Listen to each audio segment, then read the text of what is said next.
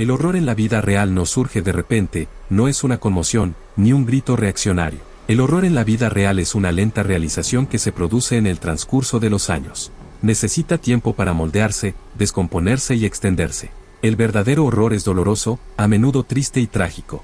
Es un deterioro lento, que te separa de toda forma de comodidad y felicidad. Es este tipo de horror el que he sentido desde que supe de la muerte de mi madre. Las circunstancias de su muerte no facilitaron las cosas. No fue una muerte lenta, con tiempo para enmendarse, adaptarse o despedirse. No llevaba años luchando contra una enfermedad o una infección. No era anciana y se acercaba al final de su vida. Su muerte le llegó rápida e inesperadamente. Mi madre, después de divorciarse y de que mis hermanos se marcharan, vivía sola. Se mantenía ocupada trabajando para la iglesia y cuidando de sus padres. En mis 2 últimas visitas a casa, había notado que parecía más frágil de lo que debería para una mujer de su edad. Había perdido peso y parecía hambrienta de visitas. También había una mirada en sus ojos que me molestaba, estaban insomnes, llenos de pánico y rotos.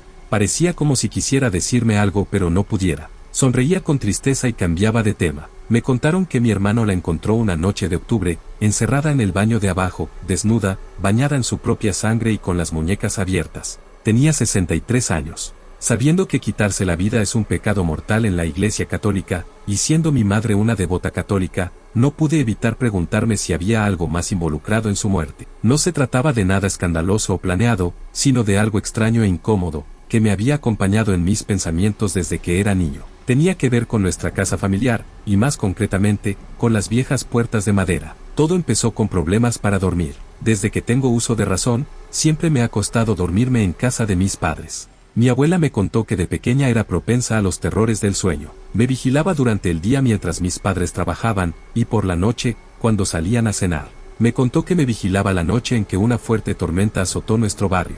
Esa noche se había visto un tornado, pero no llegó a tocar tierra. Pero, los rayos se llevaron la electricidad de la casa. Mi abuela corrió a mi habitación preocupada, por si la ventana que daba a mi cuna se rompía por el violento viento. También tenía miedo de otra cosa.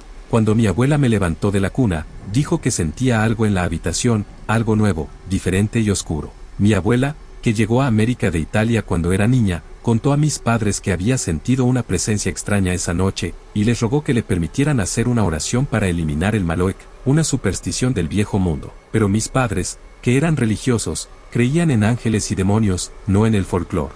No querían meterse en maldiciones y supersticiones. Cuando me hice mayor, los terrores del sueño continuaron en forma de pesadillas. No era raro que me despertara, horas después de haberme acostado, pero tenía demasiado miedo para volver a dormirme. Más tarde, en la escuela, me enfrentaba al insomnio, dejando de dormir durante días hasta que conseguía conciliar el sueño. Hasta que no me fui a la universidad no pude dormir en paz. Atribuyo mi dificultad para dormir durante todos esos años, a las puertas de la casa de mis padres. Eran grandes puertas lisas de madera, sencillas, sin muebles ni decoración adicional, pero, me parecían siniestras. Me pasaba horas mirando las vetas de madera, buscando formas e imágenes en ellas, como se hace con las nubes. Cuanto más miraba, más veía, hasta que las imágenes me parecieron muy claras. Extrañas figuras famélicas, desnudos con una pierna o medio torso, perros rabiosos, un anciano barbudo. También vi rostros, con los ojos muy abiertos, la boca abierta, a veces hechos nudos en la madera. Todos sufriendo, como si los espíritus de estas cosas hubieran quedado atrapados de algún modo en la madera. La puerta del cuarto de baño, de la primera planta era la peor. Estaba situada junto a la puerta que daba al sótano, y la cerradura del pomo de la puerta era quisquillosa. A veces se atascaba o cedía, cerrándose o abriéndose sola. La puerta del baño también tenía uno de los diseños más extraños. En el centro de la puerta, había lo que parecía una mujer sufriendo intensos dolores, como si estuviera de parto.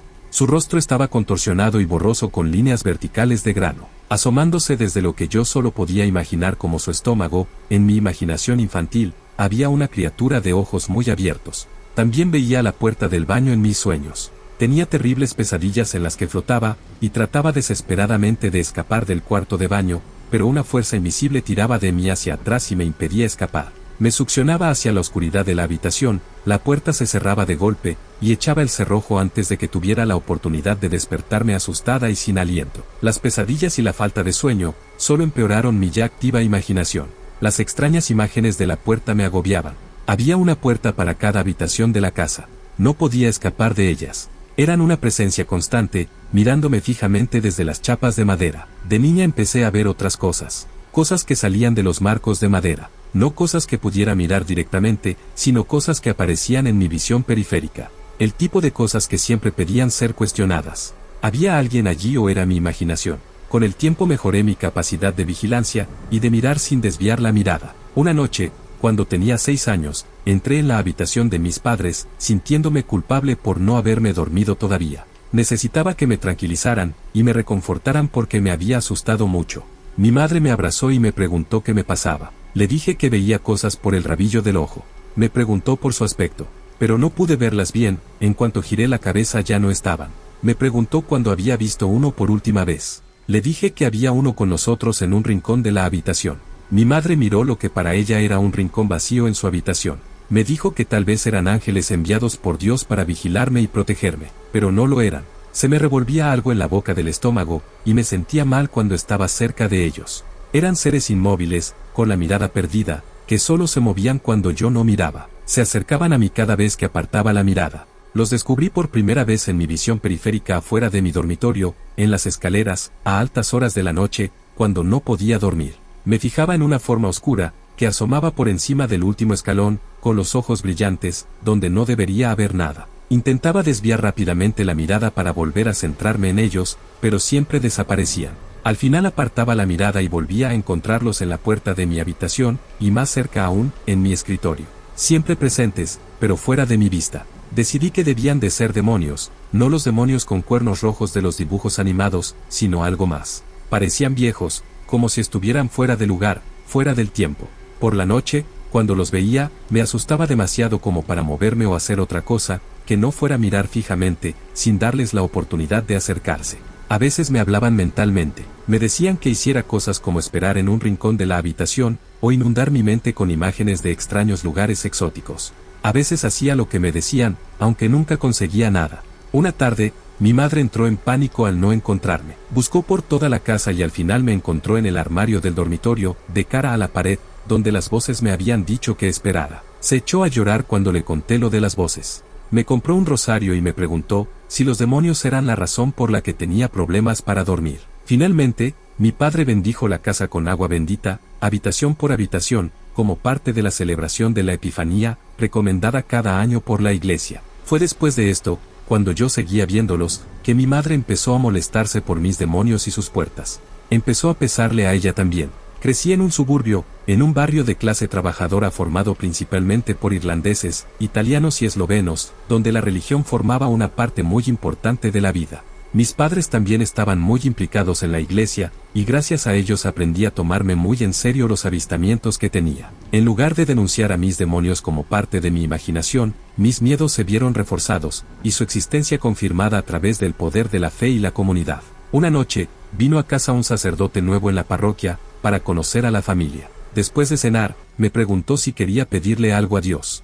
Le dije que en esta casa había demonios que se escondían en las puertas, y que quería que se fueran.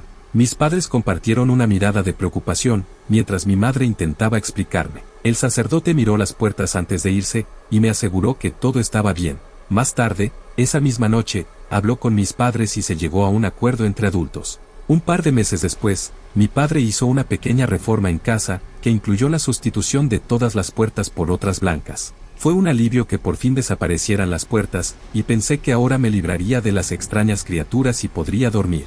Pero ya era demasiado tarde. Mi madre me dijo que ella también tenía pesadillas. Decía que tenía algo que ver con las puertas. Cuando me hice mayor, leí sobre la posesión de objetos como la muñeca Annabel, y sobre cómo los nativos americanos creían en espíritus malignos de la madera llamados Vacna, pero la mayoría de las veces ignoré a los demonios y finalmente dejé de verlos. A pesar de los deseos de mi madre, ya no iba a la iglesia, y me negaba a hablar de asuntos religiosos, o de cualquier cosa relacionada con las cosas extrañas que había visto y sentido en la casa. Me decía a mí misma, que los horrores a los que me enfrentaba de niña se debían a mi imaginación hiperactiva, y a mi estricta educación religiosa.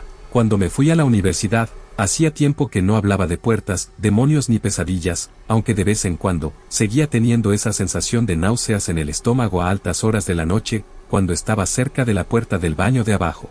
Mis padres se divorciarían más tarde, mi madre se quedó con la casa y trabajaba en la iglesia. Yo me mudé por trabajo. No fue hasta que mi padre me llamó, para contarme las circunstancias del fallecimiento de mi madre, que empecé a preguntarme si le había pasado algo más. Volví a casa, y descubrí que el barrio de mi infancia se había visto muy afectado por la recesión.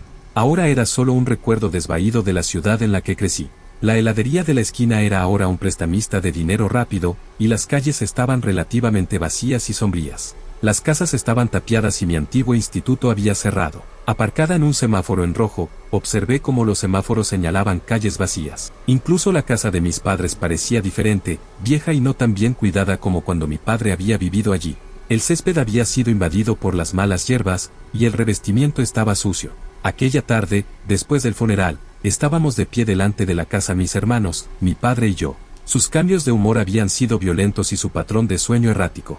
Pasaba largos periodos de tiempo sin dormir, y luego se quedaba profundamente dormida durante días. Mi hermano me contó que una noche, después del trabajo, había ido a casa de mi madre para ver cómo estaba. Eran las 2 o las 3 de la madrugada cuando llegó y entró, encontrándose a nuestra madre en la cocina preparando el desayuno. Me dijo que se había confundido de hora, y que creía que era de mañana. Le explicó que estaba probando diferentes medicamentos para el insomnio, y que los médicos habían pensado que los cambios de humor y quitarse la vida podían haber sido un efecto secundario. Les conté que solía tener problemas para dormir en su casa, y que había demonios en las puertas. Se rieron, eran demasiado jóvenes para acordarse. Les dije que pensaba que iba a dormir mejor después de que papá cambiara las puertas, pero que no fue hasta la universidad cuando dormí bien. Mi padre me interrumpió, y me dijo que nunca había cambiado las puertas, que solo las había pintado de blanco.